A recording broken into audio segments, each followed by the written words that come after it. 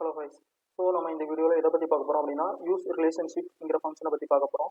இந்த ஃபங்க்ஷன் என்ன பண்ணோம் அப்படின்னா ரெண்டு டேபிளுக்கு இடையே இருக்கிற இன்ஆக்டிவ் ரிலேஷன்ஷிப்பை ஆக்டிவேட் பண்ண யூஸ் ஆகும். அதோட சின்டெக்ஸ் நீங்கள் இங்கே பார்க்கலாம், இந்த மாதிரி தான் இருக்கும். ஸோ இதில் காலம் 1ங்கிறது ஃபர்ஸ்ட் டேபிள் இருந்து வரும், காலம் 2 செகண்ட் டேபிள் இருந்து வரும். அதோட கீழே எக்ஸாம்பிள் கொடுத்துருக்கேன். ஸோ கால்குலேட் ஃபங்க்ஷனுக்குள்ள நம்ம ஒரு அக்ரிகேட் பண்ண வேண்டிய காலத்தை கொடுத்துருக்கோம். அடுத்து கமா கொடுத்து யூஸ் ரிலேஷன்ஷிப்னு கொடுத்து ஆர்டர்ஸுங்கிற டேபிளுக்கு இருக்கிற ஷிஃப்ட் டேட்டையும் டிம் டேட்டில் இருக்கிற டேட்டுங்கிற காலத்துக்கு இடையே இருக்கிற இன்ஆக்டிவ் ரிலேஷன்ஷிப்பை ஆக்டிவேட் பண்ணுறதுக்கு தான் இந்த பார்ட் யூஸ் ஆகுது. ஸோ இதை வந்து பவர் பை ஃபைலில் ஒரு சினாரியோ மூலம் எக்ஸ்பிளைன் பண்ணுறேன். ஸோ எனக்கு இந்த சினாரியோ சொல்கிறேன், எந்த மாதிரியான இடத்துல யூஸ் ரிலேஷன்ஷிப் தேவைப்படும்னு சொல்கிறேன். ஸோ இப்போ என்னோட ரெக்யூர்மெண்ட் என்ன அப்படின்னா ஜனவரி மந்த் 2014 ஜனவரி மந்தில் அந்த மந்தில் எவ்வளோ ஆர்டர்ஸ் வந்திருக்கு, திருப்பி நம்ம வந்து எவ்வளோ ஆர்டர்ஸை டெலிவரி பண்ணிடுவோம், அதாவது ஷிப்மெண்ட் பண்ணிடுவோம்ங்கிறதுக்கு எனக்கு வந்து என்னோட ரிப்போர்ட் வந்து அந்த மாதிரி பண்ணணும்.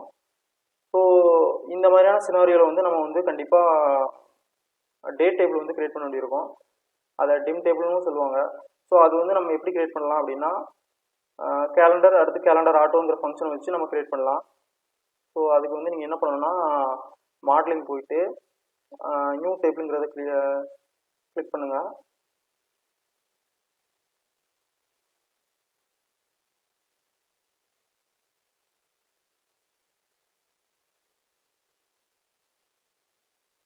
ஸோ என்னோட டேபிள் நேம் வந்து டிம் டேட்டுன்னு கொடுக்குறேன், dimension date.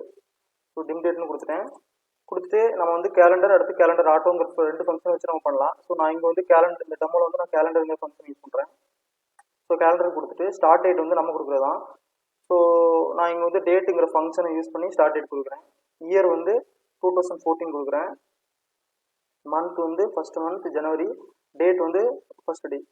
So start date கொடுத்துட்டோம். அடுத்து என் டேட் கொடுக்கணும். என் டேட்டுக்கு வந்துக்கும் அதே மாதிரி டேட் ஃபங்க்ஷன் யூஸ் பண்ணுறேன். கொடுத்துட்டு திருப்பி என்னோட என் டேட்டோட இயர் வந்து 2018 கொடுக்குறேன். எண்டு மந்த் வந்து டிசம்பர் 12 கொடுத்துட்டேன். அடுத்து என் டேட் வந்து 31 கொடுக்குறேன். ஸோ எனக்கு வந்து ஒரு 4 இயர்ஸுக்குரிய டேட்டா வந்து இந்த டேபிளில் கிரியேட் ஆயிரும் டிம் டேட்டில். ஸோ இது ஓகே கொடுத்துருங்க.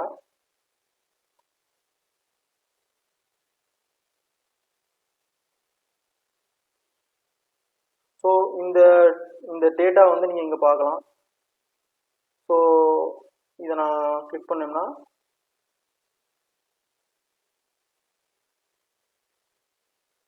ஸோ இந்த மாதிரி கிரியேட் ஆகிடுச்சு. ஓகேவா?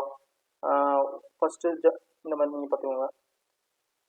ஜனவரி 1 2014 கிரியேட் ஆகிருக்கு.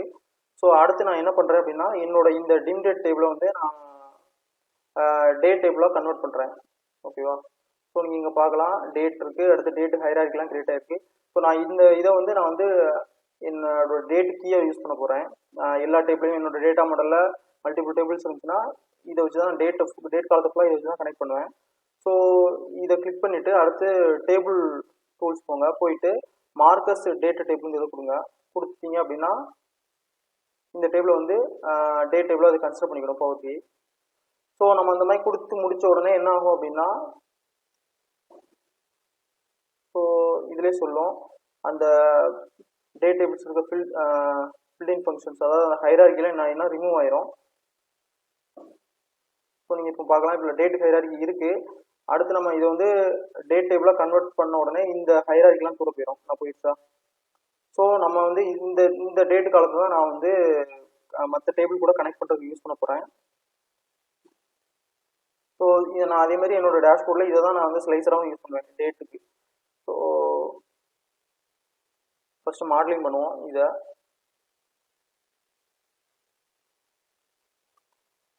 ஸோ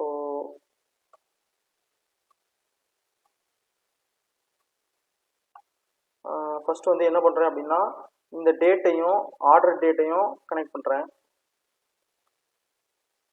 ஸோ மினிட் 1 கிரியேட் ஆகும்.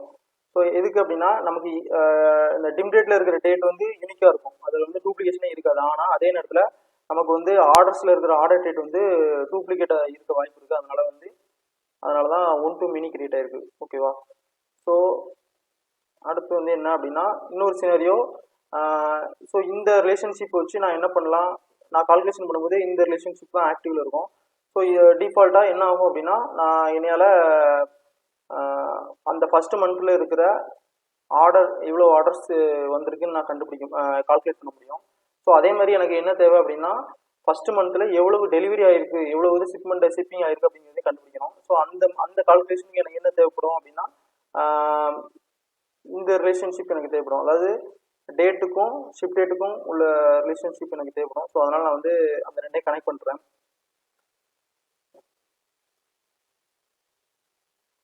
ஸோ எப்போதுமே நம்ம வந்து ரெண்டு டேபிளை கனெக்ட் பண்ணுறோம் அப்படின்னா, ஆக்டிவ் ரிலேஷன்ஷிப் வந்து ஒன்று தான் இருக்க முடியும், இன்னொன்று வந்து இன்ஆக்டிவ்ல தான் இருக்கும். ஓகேவா? ஏன்னா டிஃபால்ட்டாக இப்போ இதில் நீங்கள் பார்க்கலாம், இதில் டாட்டா இருக்கும். இது வந்து இன்ஆக்டிவ், இது வந்து ஆக்டிவ். நம்ம ஏதாவது ஒரு கால்குலேஷன் பண்ணுறோம் அப்படின்னா டிஃபால்ட்டாகவே இந்த ஆக்டிவ்ல இருக்கிற ரிலேஷன்ஷிப் தான் அது எடுத்துக்கிறோம், இதை வந்து கன்சிடர் பண்ணாது. ஸோ உங்களுக்கு இந்த ரிலேஷன்ஷிப்பை தான் எடுத்து உங்கள் கால்குலேஷன் யூஸ் பண்ணணும் அப்படின்னா நம்ம வந்து யூஸ் ரிலேஷன்ஷிப் வச்சு யூஸ் பண்ணிக்கலாம். ஓகேவா? ஸோ இப்போ நம்ம வந்து நம்ம ரெக்யூர்மெண்ட்டுக்கு தேவையான டேட்டா மாடலிங் பண்ணி முடிச்சிட்டோம். இப்போ வந்து மெஷர்ஸ் எழுதுவோம். ஓகேவா? ஸோ இப்போ என்ன பண்ணுறேன் அப்படின்னா,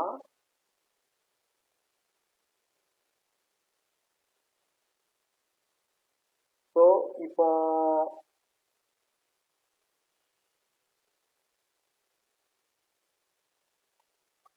இங்கே பார்க்கலாம், ட்ராக் பண்ணி இப்போ வந்து டிஃபால்ட்டாக நமக்கு வந்து டேட்டுக்கும் ஆர்டர் டேட்டுக்கும் தான் ரிலேஷன்ஷிப் ஆக்டிவ்ல இருக்குது. அதனால் நான் டைரெக்டாக ஆர்டர் ஐடியா கவுண்ட் போடுறேன்.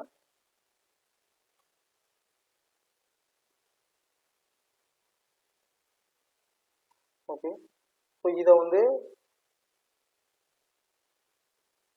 கவுண்ட் கொடுக்குறேன்.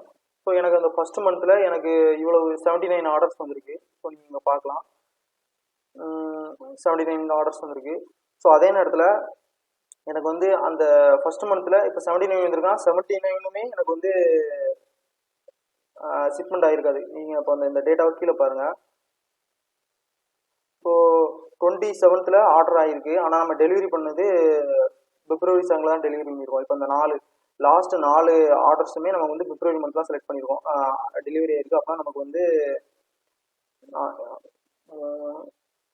ஒரு 7 ஆர்டர்ஸ் வந்து நம்ம வந்து ஜனவரியில் ஆர்டர் ஆகி பிப்ரவரியில் டெலிவரி பண்ணியிருக்கோம். அப்படின்னா நமக்கு வந்து எவ்வளோ ஷிப்மெண்ட் ஆகிருக்கும் அப்படின்னா 72 ஷிப்மெண்ட் ஆகிருக்கும். ஸோ நம்ம வந்து இதை வந்து நம்ம கார்டில் காமிக்கிறோம். அப்படின்னா நம்ம வந்து ஒரு மெஷர்ஸ் கிரியேட் பண்ணணும் அதுக்கு. ஓகேவா? ஸோ அந்த மெஷர் எழுதுவோம். ஒரு நியூ மெஷர்னு கிரியேட் பண்ணுறேன்.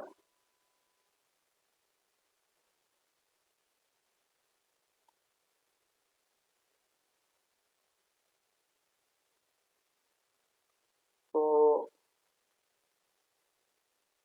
நம்பர் ஆஃப் ஷிப்மெண்ட் வந்து டெலிவரி ஆனது வந்து equal to calculate count of order ID.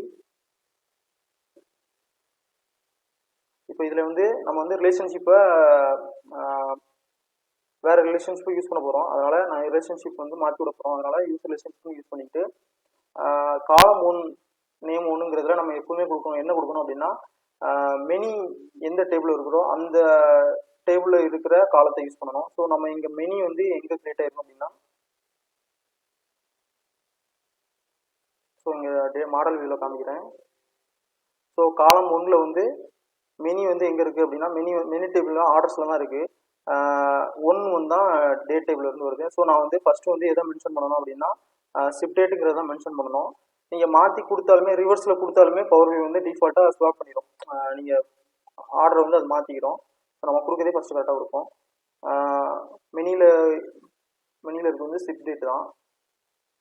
So ship date அடுத்து காலம் 2ல் வந்து என்ன கொடுக்குறேன் அப்படின்னா, டிம் டேட்டில் இருக்கிற டேட்டை கொடுக்குறேன்.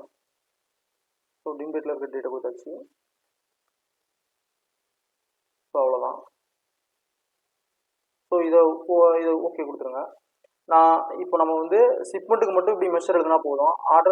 நம்பர் ஆஃப் ஆர்டர்ஸுக்கு வந்து நம்ம இப்படி எழுதலாம். ஏன் அப்படின்னா டிஃபால்ட்டாகவே அது வந்து ஆர்டர்ஸ் தான் ஆக்டிவ்ல இருக்குது. ஓகேவா? அதனால நம்ம அது எழுதணும்னு அவசியம் இல்லை. ஆனால் இதுக்கு வந்து நம்ம வந்து கண்டிப்பாக மெஷரில் வந்து யூஸ் ரிலேஷன்ஷிப் போட்டு நம்ம கால்குலேஷன் எழுதணும். ஸோ இப்போ இந்த மெஷரை நான் ட்ராக் பண்ணி நம்ம ரிப்போர்ட்ஸில் நம்ம விஷுவல் பேனில் போடுறேன்.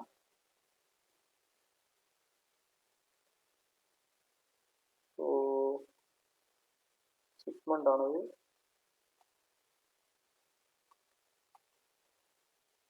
ஸோ நம்பர் ஆஃப் ஷிப்மெண்ட் தான் நம்ம எழுதின மெஷரு. ஸோ இதை ட்ராக் பண்ணி நம்ம விஷுவலில் எடுத்து போடுறேன். ஸோ இதை கார்டில் எடுத்து போடும்போது நமக்கு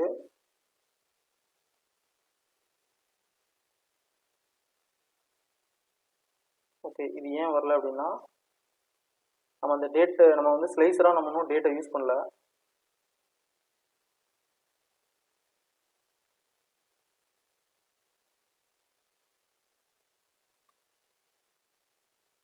ஓகே ஸோ நம்ம ஸ்லைஸராக வந்து இதை யூஸ் பண்ணணும்.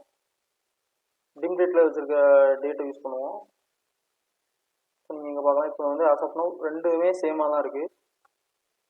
ஸோ இதை நான் டேட்டா யூஸ் பண்ணுறேன். டேட்டா யூஸ் பண்ணிவிட்டு ஜனவரி மந்த்தை செலக்ட் பண்ணுறேன். ஸோ இங்கே நீங்கள் டைப் பண்ணலாம் 2014 1. ஸோ இதை கொடுத்துட்டோம் அப்படின்னா நீங்கள் இப்போ பார்க்கலாம் 79 72 மாறிடுச்சு. ஓகேவா? ஸோ நீங்கள் வந்து ஸ்லைசர் வந்து எப்போதுமே நம்ம கிரியேட் பண்ணதே அது டிம் டேட் கிரியேட் பண்ணதே இதுக்காண்டி தான். ஸ்லைசர் அதாவது என்னென்னா நம்ம இந்த மாஸ்டர் டேட்டில் இருக்கிற மாஸ்டர் டேபிளில் இருக்கிற அந்த இந்த டேட்டை வச்சுக்கிட்டு நம்ம வந்து எல்லாத்தையுமே கண்ட்ரோல் பண்ணலாம். ஓகேவா? நமக்கு வந்து இப்போ நம்ம வந்து நம்ம எக்ஸ்பெக்டட் ரிசல்ட் வந்து அச்சீவ் பண்ணிட்டோம். ஸோ இது வந்து நம்பர் ஆஃப் ஷிப்மெண்ட், இது வந்து நம்பர் ஆஃப் ஆர்டர்ஸ்.